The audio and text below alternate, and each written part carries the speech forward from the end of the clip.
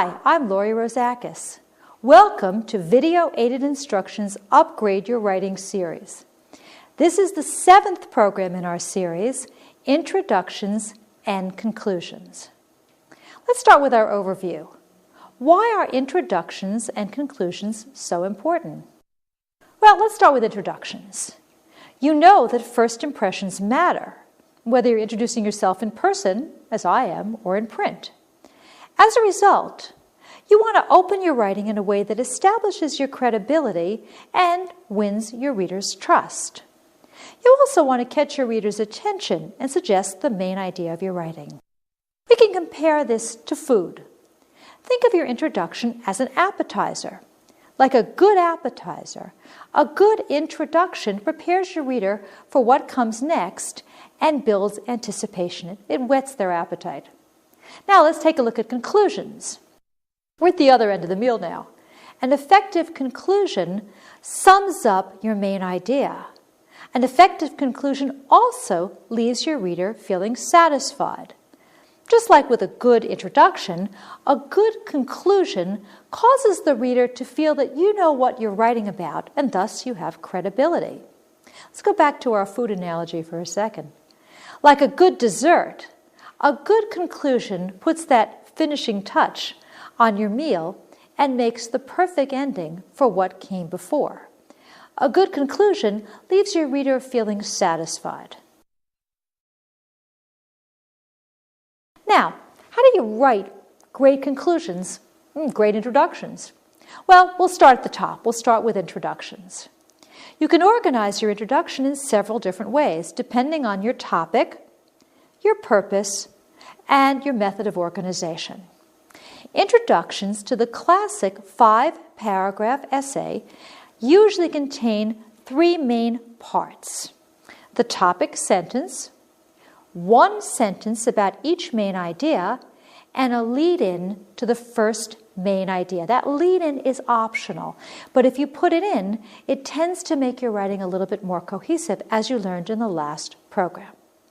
Here's the first way. You can do deductive organization. In school, you mainly write expository and persuasive essays. Remember that expository essays explain and persuasive essays argue a point. So, when you write expository and persuasive essays, you mainly use deductive reasoning. This is when you present a general statement first and then defend it with specific evidence that proves it to be true. You make your point and then use your writing to prove or deduce that point. The organization of a deductive essay or deductive paragraph looks like this. Your introduction has your topic sentence, a sentence about your first main idea, a sentence about your second main idea, a sentence about your third main idea, and then that lead-in. And again, this is your standard method of organization. Now, let's flip it the other way. From deductive, let's go to inductive. Inductive reasoning is the opposite of deductive reasoning. Instead of starting out with your general statement, you start out with your specific facts. Then you build the case for your conclusion. So, to organize an inductive introduction, you'll have a sentence about your first main idea, a sentence about your second main idea, a sentence about your third main idea, and then your topic sentence at the bottom. So you're building to that topic sentence. There's a third way that you can do an introduction as well, and this we'll call a balanced method. You use this when you have an equal number of main ideas. It's very well suited for compare, contrast, cause-effect, advantage-disadvantage, and descriptive essays. So you would have a sentence about your first main idea, a sentence about your second main idea, then your topic sentence in the middle, a sentence about your third main idea, and then one about your fourth main idea. Again, this only works if you've got equal numbers. So you might have one idea, topic sentence, another idea, 2 ideas, topic sentence, 2 ideas, 3 ideas, topic, sentence, 3 ideas. If they're not balanced, this method of organization doesn't come out well. So now what I would like you to do is to pause the program. Decide whether the following introductory paragraph is organized with the topic sentence first or last. Then come back.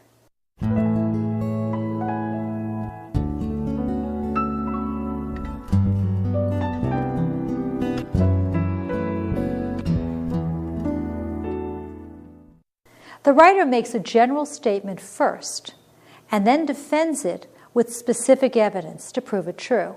Here's the statement. When Franklin Delano Roosevelt was elected as President of the United States in 1932, the country was in the grips of the Great Depression, the worst economic crisis of its existence. So that's my general statement. The writer then follows up with specific details that proves this statement to be true. The writer says banks were shut down, industries faltered, workers lost their jobs. Those are specific examples that support that general topic sentence. Writer continues, farming in rural areas suffered catastrophically as crop prices fell by 40 to 60%.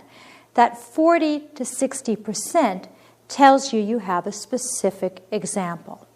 So again, what I've got is a general statement followed with evidence that proves that statement is true. As a result, this introductory paragraph leads off with a topic sentence and follows with sentences about each main idea. This is very important. Let's try it again. So now what I would like you to do is to pause the program and decide whether the following paragraph is organized with the topic sentence first or the topic sentence last. Remember, when you look for the topic sentence, look for the broad, general idea. Then come back.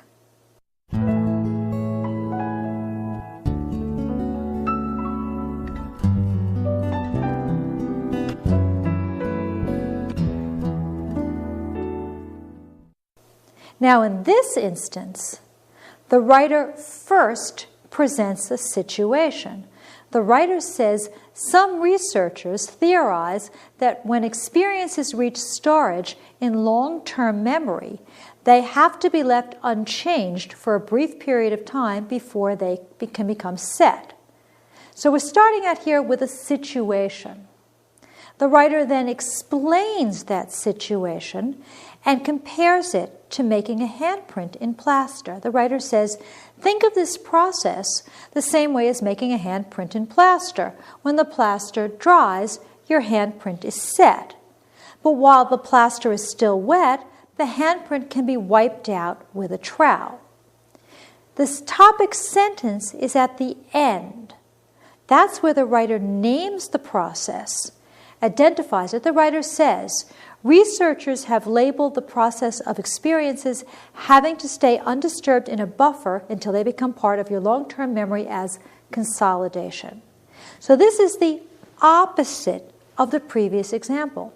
The Franklin Delano Roosevelt Great Depression example, I had my topic sentence first, followed by my specific examples. Here, I have the proof, those examples, and on the bottom, I have my topic sentence. Knowing where to place the topic sentence and supporting sentences in an introduction is a very important skill.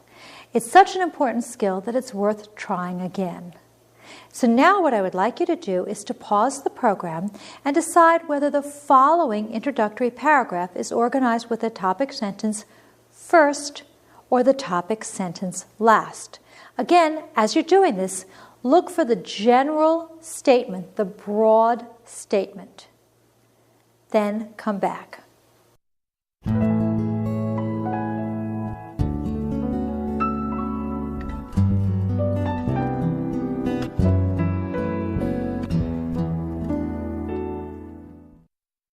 Here, the writer makes a general statement first and then defends it with specific evidence. Here's the general statement. People who work in teams can be classified in three main ways: leaders, followers, and blockers. So the writer started out with a very good structure. I know I'm going to be dealing with three things: leaders, followers, and blockers. That's my general statement. The writer then gives specific evidence. The writer says the leaders pave the way by coming up with ideas, the followers go along with the leaders, the blockers do such and such. So I've got my organization set out: leaders, followers, blockers. Then I have some sentences on leaders, some stuff on followers, some stuff on blockers. As a result, this particular introductory paragraph leads off with the topic sentence and follows with sentences about each main idea. To summarize this point, there are advantages to each method of constructing your introductory paragraphs. For example, placing that topic sentence first. Well, it helps make your paragraphs very straightforward and very logical. It's also sometimes a little bit easier to write than putting your topic sentence last. That's because you're starting out with your general statement, and then as you write, you keep referring, you keep looking back to that general statement, and that helps you stay on track. I suggest that you use this method on tests. And use this method when you're dealing with difficult subjects because it helps you stay right on point, because you've got that sentence right there in front of you. The one we just did with the leaders, the followers, and the blockers, you've already established your three-part organization. Now what you've got to do is just prove it. So putting that topic sentence first helps make your writing task a little bit easier, which is very important, of course, when you're under pressure. But placing the topic sentence at the bottom, at the end of an introductory paragraph, also has its advantages. First of all, it's a little bit more flexible because you don't have that fixed structure of topic sentence, blink, blink, blink. This way you can lead into it. The big advantage, though, is that it allows for some surprise. So it works very, very well when you want to build to suspense or create some kind of tension in your writing. Because if you're starting with your topic sentence first, your reader knows immediately what it is you're going to be talking about. But when you put your topic sentence last, you're leading up to it.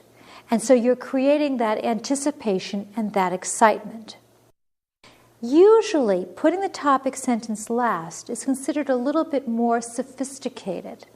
It's a little bit more mature sense of writing because it requires greater attention paid to the structure. I don't know if I necessarily believe that. I think each method of constructing your introductory paragraphs has its advantages. It really depends, as we've said from the beginning of this program, on your purpose, on your audience, and on your topic. If your purpose is to explain something in a clear and straightforward manner, for example, to give directions in a process analysis essay, you're going to want that introductory paragraph to open with your topic sentence. These are the directions for putting together a bicycle. You don't want your reader to have suspense when it comes to putting together a bicycle or preparing a dish or learning how to do a process. So I wouldn't necessarily say that one is better or one is worse. One is simply